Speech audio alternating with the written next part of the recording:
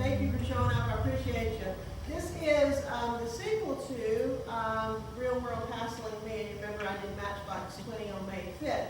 And I had no idea when I left here that the real world was really going to hassle me. And I think most of you know. And I want to thank you for your prayers and all your support. And Miss Betty, I think you even showed up. I think I was already in the ambulance on the way to the hospital. Thank you for showing up at the scene of the accident, but my son's girlfriend back there and I were in an accident right here on, is that Baker, the Nova Saxon, I don't know what they call that right there, but right there in Plant Street, the truck did not yield the right of way and kind of T-boned us right there and wound up with a fractured sternum and, Elle's car was totaled. And anyway, so that's kind of, I had no idea I'd be living out that sermon for the next month that I preached on last time we were up here. And so anyway, but this is the sequel to that, and I already had it kind of planned, but some things added to it obviously in that last 6 weeks or so, 5 weeks since then. So Sammy, go ahead and change the slide. So that song was, I'm not crazy, I'm just a little unwell. And as you remember last time on May 5th, if you remember, we spoke about John the Baptist, right? And his a little eccentric as to who he was and what he was. And we're going to capitalize on that today and basically how his life kind of ends. And talk about not only how that affects him, but how it affects Jesus as well. Because you got to remember, now even though we know Jesus is God, right? But they were still earthly cousins, okay? So keep that in mind as we talk about the two of them today. So, a little unwell. All right. So, as we were driving, and we were on the notice house, and we're driving, and my son's girlfriend said, oh, and I kind of looked to the right, and I was like, that's a really big truck. I was like, what's it doing there? Like, because in my mind, I was thinking, like, we're going to move up, and it's going to go behind us, right? And I was like, well, what's it doing there? It's in the wrong place. Well, obviously, it was in the wrong place. And then it slammed into us, and for a moment there, I could not breathe. And at first I thought, knowing what I know, right, I thought I'm having a panic attack. And then I realized there was quite a bit of pain. So then I realized, okay, I'm thinking maybe it's a heart attack, right? Because I am 56, or kind of getting up there, stress can cause trauma on the heart. And so I was thinking I was having a heart attack, but I could not breathe.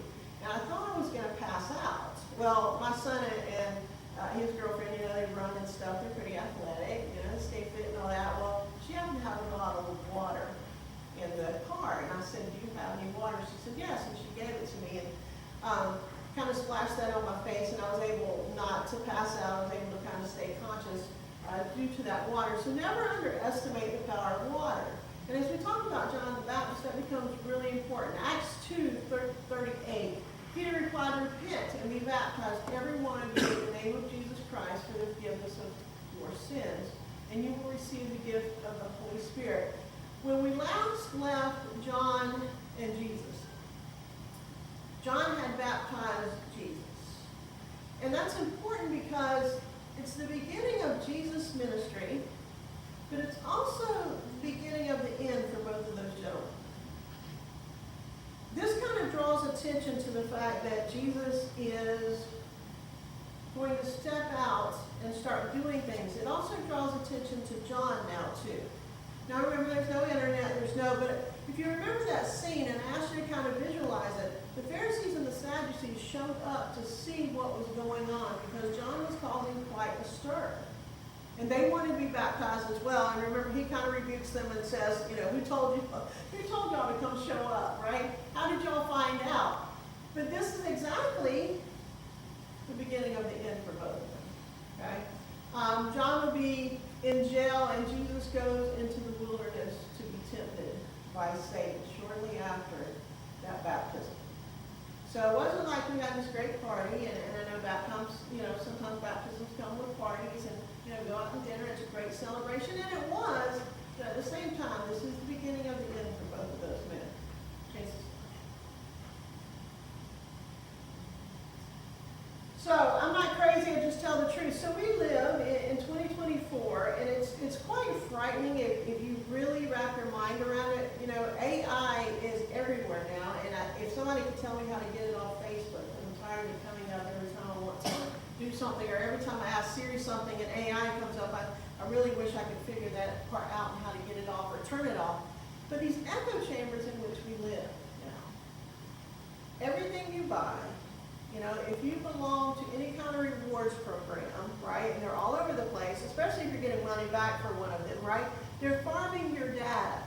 And Greg told me this, I didn't even know this, like, if you're driving through, like, rural Georgia or rural Kentucky or rural somewhere, and you see a warehouse just kind of in the middle of somewhere, likely it's a data farming place. That's where they sit and kind of do all that data farming. And they're trying to figure out what you buy, what you're spending your money on, what you're thinking. You know, you've ever done the thing on Facebook where you've been talking about something and all of a sudden it pops up on your Facebook page. You're like, oh wow, okay, you know, a little frightening.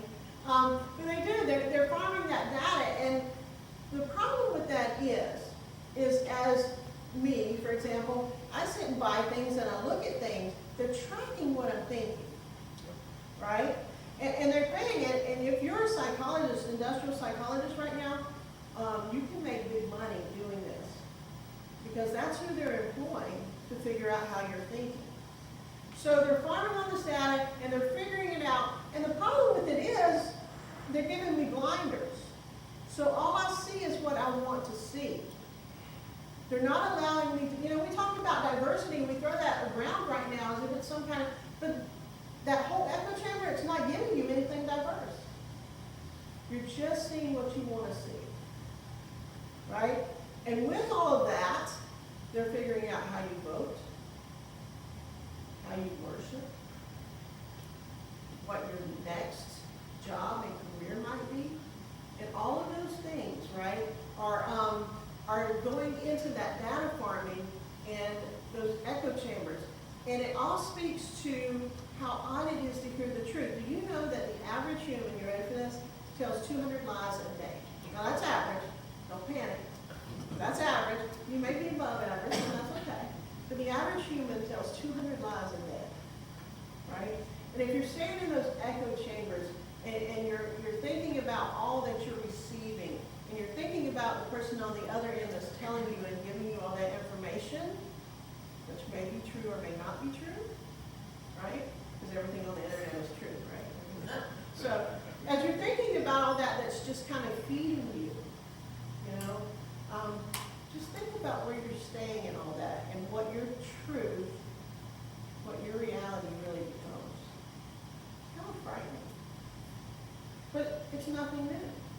John the Baptist and Jesus both faced this. John the Baptist, we talked about him and possibly maybe him having Asperger's, and he had a propensity to tell the truth no matter what, and he did that. And it's going to get him into a little bit of trouble. We'll talk about that in the next slide. John 8:32, and you shall know the truth, and the truth shall set you free. And the funny thing about the truth is, in that verse, it sets free the person that tells the truth, but it tends to bind up those around them. Have you ever noticed that? When you tell the truth, everybody around you gets nervous. Yeah, it's horrible. Like, you know, and it's funny because the truth makes people nervous. It really does. And it's a frightening place in which we live these days, because again, your truth is, right? Everybody's truth is. You know, it's not politics or racism or anger or hatred or all these things that are dividing us these days. It's an echo chamber. Because mine is different than yours. Therefore, my reality is different than your reality, right? And so when we start talking about these things eventually, unless you've got some sense about you, which I think is lacking these days, we're going to have an argument. Because again, this is mine, this is yours, and that's what is dividing everyone. Go ahead, Sam. All right, so I'm not crazy. So how did I get here? All right, this is John falls victim to someone else's demons. All right. So John tells the truth about Herod and Herodias. Now, the Herod that he is under is Herod Jr. I'm going to say it that way. King Herod, who was Herod the Great, who would have been Herod when Jesus was born. Okay, we know about him, right? Herod the murderer, right? Herod when Jesus was born. Now this is going to be his son. Okay? So John the Baptist and Jesus are doing their ministries under Herod the Great's son, Herod. All right. So Herod, interesting figure. Again, we know that both Herods, right, are Jewish. So they are under Mosaic law. So that is exactly why they are put over the areas in the world where they are put over, because they're palatable to the Jews. Okay? So Herod really likes his half-brother's sister, and she really likes him. Well, Herod being the king, he seduces her. Okay? So he seduces her, they both leave their spouses, and they get married. Well, everywhere John goes, he talks about how wrong this is, and he begins to tell the truth. Now, Herod doesn't like that, and he wants to come after John, but he fears that because people like John. So he doesn't do anything about it, except he throws him in jail, just to shut him up. Now, we know about John's time in jail that he is probably actually in a dungeon, what we would think of as a dungeon. He is actually under a building in jail, and he is alone, and it's dark most of the time. And this is where John's going to find himself for simply telling the truth. And basically what John says is your marriage is wrong because it's against Mosaic code, and you need to fix that. Well, Herod is very superstitious. He is a superstitious leader, and we know that because not only does he have Roman gods, but he also puts Greek gods in his palace as well, too, because he wants to be covered by both the Greeks and the Romans, because I guess his Jewish God is not enough.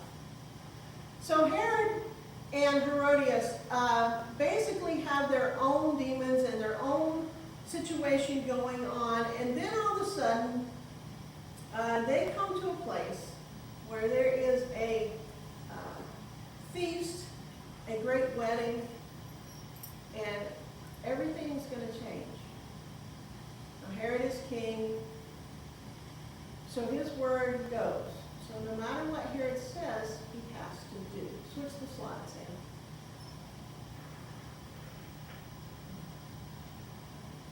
I'm not crazy, but I am the king. Matthew 14, 1 through 2.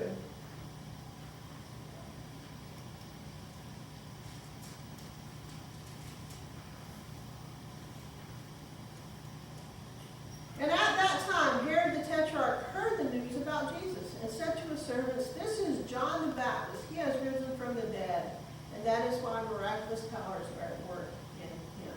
Now that is kind of the prequel, or what's happening there in those first two verses, and then we're going to get to the prequel, which is 14:3 through 12. So what's happening is Jesus is performing all these miracles. Herod is hearing about these miracles. He has already killed John the Baptist, and he's thinking, this is John the Baptist. He's come back, and he's haunting me, basically. And that's what Herod is thinking in all of this. So Herod has some situations to deal with at this point, and he's trying to figure all of these things out and figure out all these pieces. But there's a problem with Herod in all of this. Herod likes what John the Baptist says. And Herod enjoys the miracles that he's seeing Jesus perform. But in all of this, he can't get away from himself or away from his demons enough to get it all figured out. You know, I will tell you, and we talked about this on May 5th, that 3:30 to 4:30 time, that 3:30 time when you wake up, and that's kind of the end of the day, that's the very end of the day, and then 4:30 is that new day when his mercies become new every morning. And that piece, that hour in there is such a difficult time. And I'm going to tell you, when I was sitting in my chair with my broken sternum, my pain meds would run out about 2:30. And I couldn't take them again until 3. Right? That was my 6 hours I was doing in there. And I'm going to tell you, that was a very, Greg's in the bedroom, I'm sitting in the chair. It was a very, very lonely time between there. And I kept thinking about what I had said. The end of that day right? And then when you're trying to come off the meds, which is even a lonelier time, right? Sitting there in those moments and just, dealing with someone else's demons. Because what was I doing? I was just a passenger in a car, And this is what John the Baptist is going to have to face too. Matthew 14:3-12.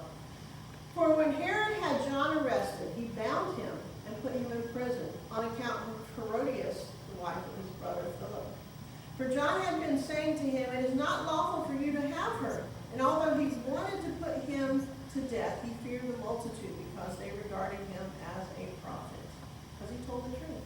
But when Herod's birthday came, the daughter of Herodias danced before him and pleased Herod.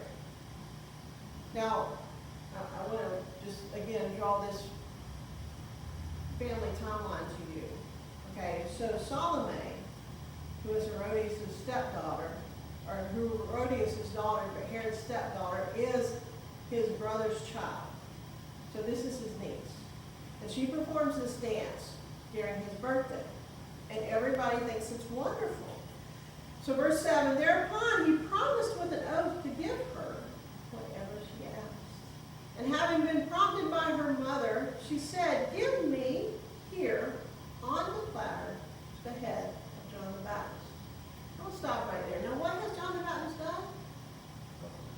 Told the truth. That's it. That's all he has done. Verse 9. And although he was grieved, the king commanded it to be given because of his oath and because of his dinner guest. He was the king. He had to do what he said. Verse 10. And he sent and had John beheaded in the prison. And as his head was brought out on a platter and given to the girl, and she brought it to her mother. And his disciples came and took away the body and buried it. And they went and reported it to Jesus. John the Baptist only told the truth. That was his only crime, if you will. And he winds up getting beheaded for that. Flip the slide. Those echo chambers and what we see and what we watch and what we hear and lies being fed to us and not knowing, your reality from my reality. It is a real easy place to find yourself these days struggling with your faith. It's tough because, again, you don't know what's real. And it's being fed to us as real, and it's hard to decipher that. I mean, what you guys learn in school, what we hear on the news. And it has just become so sensationalized. Everything we read, hear, the false stuff even on social media that we see, is that real? And it can become very frightening, and you can get into a very lonely and scary place with your faith. But again, that's nothing new. Both John and Jesus faced that. So Herod hands the head of John the Baptist to his wife. Now she's going to keep at this thing, and I just want to throw this piece in there to you so you understand where those two wind up. She's going to keep at him and at him and at him. This is what we call a bad woman. And she's going to keep at Herod, and she's going to get jealous of her brother, and she's going to tell Herod, I need you to go after my brother, and she does that. The Emperor Caligula happens to like her brother a lot. So these two actually get exiled about 3 or 4 years after John the Baptist is murdered. And we never hear of them again. So they're basically put out and gone away. And historically, that's it. They're done. So John the Baptist does get beheaded for telling the truth. Matthew 11, 2-6. Now when John in prison heard of the works of Christ, he sent word by his disciples. And he said to him, are you the expected one, or shall we look for someone else? Now there's two theories here on this. First of all, John the Baptist, now remember he is the cousin of Jesus. So we do have the thought process that maybe he did know that Jesus was the Messiah. But there's also the thought process that maybe he didn't know. Because there were a lot of Messiahs running around. But basically, this is where John is. He is in prison. He is alone. It is dark. It is damp. Again, he is under a building in prison. And this is John the Baptist, right? Who tells the truth, who takes on Herod, but he has a moment. He is alone and he has a moment. And in that moment, he sends his disciples to ask Jesus, are you the Messiah? Now here's the tricky part with that. John, according to the text, according to the Greek, according to the words he uses, wasn't just asking Jesus, are you the Messiah? He wanted Jesus to come. He wanted Jesus to come and tell him, I'm the Messiah. Was John looking for a miracle? Hard to tell. Could Jesus have freed John? Absolutely. But John was alone. And he wanted something more. His faith was lacking. If you get to a point where you are wondering, that 2:30 to 3 time, when I was coming off the pain meds, and I knew, okay, I knew what was going on in my head. I mean, I'm a counselor. I had pharmacology. I get it. I knew what the pain meds did to me. I knew what they were for. I knew why I was sweating. I knew I had jitters. I knew why I was depressed. I knew all of those things. But still, that physical part of that was very real. And it was tough. And by the way, just throwing that out here, this is why most people get addicted to pain pills, because they don't like the way that feels. So they pop another one. It's not that it's necessarily doing anything for them, except stopping that sweating and that jittering. So that's why they pop another one. That's why most people get addicted to pain pills, by the way. So when you're in that moment, whatever that moment is, and you have that moment and you want Jesus to show up, and you don't feel like he does, just remember John. And Jesus tells those disciples, verse 4, and Jesus answered and said to them, go and report to John what you hear and what you say. See, the blind receive sight, and the lame walk, the lepers are cleansed, and the deaf hear, and the dead are raised up, and the poor have the gospel preached to them, and blessed is he who keeps from stumbling over me. And as these were going away, Jesus began to speak to the multitude about John. What did you go out into the wilderness to look at? A reed shaking by the wind? John wants Jesus to come. And Jesus physically isn't going to come. But he sends word to John and he says, I am the Messiah. I am who I say I am. And John, you just got to believe it's true. You just got to believe it. You got to believe it's true. Then Jesus basically has a comment there, and he goes on in chapter 11, and he basically says that John was too good for this world. What a statement.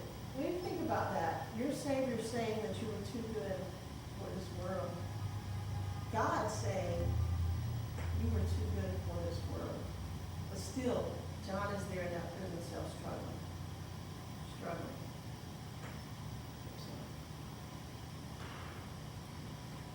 Whatever it is you face, and right there in the middle of this 5 weeks that I had, Greg and I always have June 4th and June 5th where we remember, and I told you about that before. We had another automobile accident and a stillbirth as a result of that. It was in those moments 21 years ago that I realized he is God and I'm not. And whatever it is you face, whether it is grief or loneliness or trying to break those pills or trying to get over the chronic pain or the depression or the sadness or just trying to figure out what reality is, whatever it is, you have to come to a place where, God is God, and that's enough. John came to that place. Came to that place in a cell.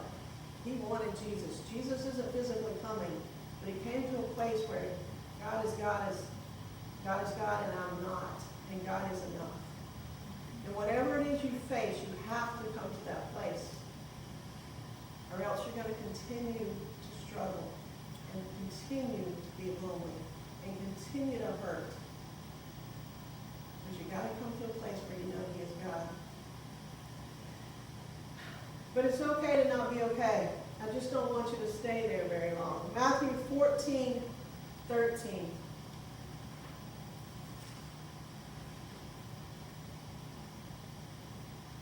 Now when Jesus heard it, this is John the Baptist's death, he withdrew from there in a boat to a lonely place by himself. And when the multitude heard of this, they followed him on foot from the cities. It takes 3 to 5 years to get over a major grief in your life. A minor trauma, car accident, it takes a year. Anesthesia, if you go into surgery, it takes a year for you to get over that trauma of the anesthesia of the surgery. Divorce. Do you realize in a divorce situation that you will grieve the number of years you were married? Grief is very real. And I am one of those counselors that will tell you any kind of loss in your life, whether it's a stolen bicycle, a wrecked car, the death of someone that's very close to you. I am one of those counselors that believe you have to grieve it. There is a grief process, and you have to go through it. Grief is very real, and it shakes our faith. And it makes us lonely, and it makes us sad. Two things that man was never meant to feel was grief and loneliness. God never intended that. And we will do anything to make those go away. And while we remember that God is God and we are not, I am one of those people that want to keep God holy and on a pedestal so that I don't have to ever question his holiness. But there are times sitting in that chair, and there are times when you can't breathe, and there are times when loneliness and grief grip you so hard that you really just need a friend. That's what John needed. He needed his friend Jesus to show up. That's what he needed. You may want to turn the Facebook off for next one. And I want to tell you, it's okay to not be okay. John wasn't okay. Jesus wasn't okay when John was beheaded. But you got to get up and keep moving. Verse 14. And when he went ashore, he saw a great multitude and felt compassion for them and healed their sick. He went away for a little while, Jesus did, to grieve John. But then he came back and had compassion. John questioned. But then he wound up in a place, right? Eternity. And he wound up basically hearing that Jesus says he was too good for this world. So sometimes we get a holy God that we keep on a pedestal so that we keep him holy. And there are times when he just has to be our friend.